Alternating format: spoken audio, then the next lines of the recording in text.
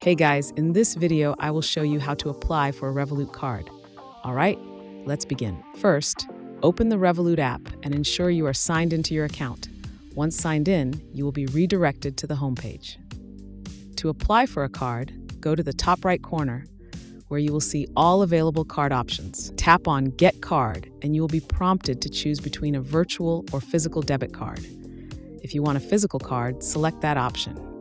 You will see different types of cards, including the standard free card, the metal black card, and the premium space gray card. After selecting your preferred card, tap Get to proceed.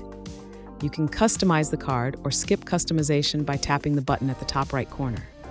Next, set a PIN for your Revolut card. Once the PIN is set, enter your delivery address. After confirming the address, Revolut will begin processing your card. So that's basically how you can apply for a Revolut card. And that's it for this video. If you find this helpful, consider subscribing and giving this a big thumbs up. Thanks.